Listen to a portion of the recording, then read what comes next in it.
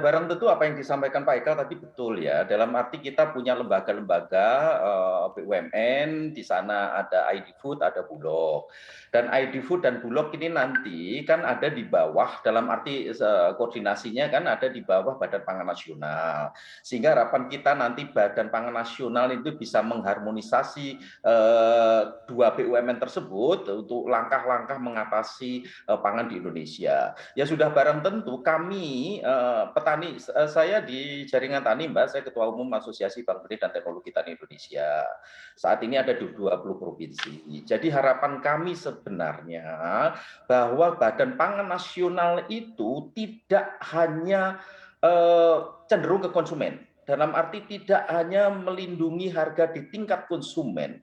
Ada instrumen-instrumen yang dipegang Badan Pangan Nasional berdasarkan Perpres yang amat sangat penting untuk bisa digunakan untuk kesejahteraan petani. Karena Badan Pangan Nasional juga akan mentata kelola impor dan ekspor kan itu. Nah, Badan Pangan Nasional juga bisa menggerakkan ID Food dan Bulog dalam kondisi petani ketika petani tidak berdaya. Saat ini ya Mbak, informasi saja, ini saya setiap menit menerima informasi dari jaringan tani kami.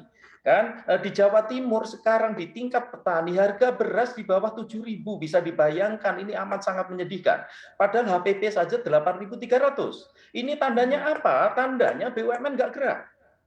Kan itu. Dan mengapa BUMN nggak gerak? Nanti tanya Pak Ekal, mengapa demikian? Sekarang ini laporan Pak Ekal, tiap menit ini kami terima dari sedulur-sedulur tani kami di seluruh Indonesia, kami ada di 20 provinsi. Harga beras di pusat-pusat produksi saat ini jatuh. Memang harga gabah kering panen ini meningkat, tapi harga berasnya di tingkat petani yang jatuh. Ini saya kira perlu menjadi perhatian khusus bagi pemerintah, sehingga fungsi tangan Badan Pangan Nasional tidak hanya stabilisasi pangan di tingkat konsumen. Karena apa? Karena selama ini mengapa impor kita melonjak sedemikian tinggi dalam 10 tahun terakhir? Karena kebijakan pangan Indonesia terlalu berat ke konsumen, kan? Pemerintah ingin membuat bahwa konsumen bisa menerima harga pangan murah, itu kebijakan yang salah sama sekali. Karena apa? Itu menisbikan peran produsen. Dan ketika peran produsen dinisbikan, kesejahteraan mereka menurun, akibatnya ya sekarang ini. Ketergantungan terhadap impor pangan kita semakin lama Pak Haikal, semakin besar. tadi dari jawaban Pak Andreas bahwa ada dua setidaknya bahwa kebijakan pangan di Indonesia ini lebih berat ke konsumen, ada dua masalah, dan yang kedua adalah disparitas harga yang melebar Pak antara petani di dalam negeri dan juga impor. Ini bagaimana tanggapan Anda, dan menurut Anda apakah Indonesia sudah siap dengan untuk mandiri pangan? Jadi kalau soal, saya jawab yang pertanyaan kedua duluan lah. Kalau soal apakah Indonesia sudah siap untuk mandiri pangan, itu bukan pertanyaan yang bisa saya jawab dengan pilihan. Itu memang sesuatu yang harus kita siap, gitu kan? Itu bukan harus kita sebagai anggota DPR juga menekan terus kepada pemerintah.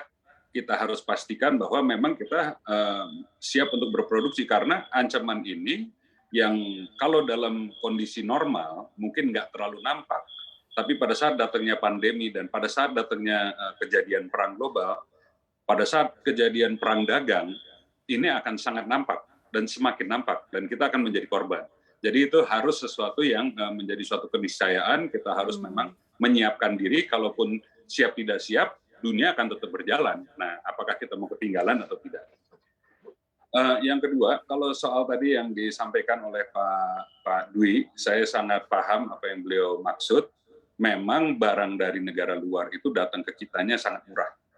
Nah, di Indonesia kecenderungan biaya produksinya mahal. Nah, itu ada beberapa hal yang perlu kita soroti. Misalnya kita ambil contoh dulu seperti gula lah. Yang pada satu hari zaman dulu itu kita memang menjadi negara produsen, bahkan produsen gula terbesar. Hari ini kita impor 70% daripada penggunaan gula kita. Nah, salah satu penyakitnya adalah kita punya basis produksinya nggak kuat. Basis produksi ini ada dua nih, ada on farm sama yang di pabrik. Nah, dua-duanya sangat lemah.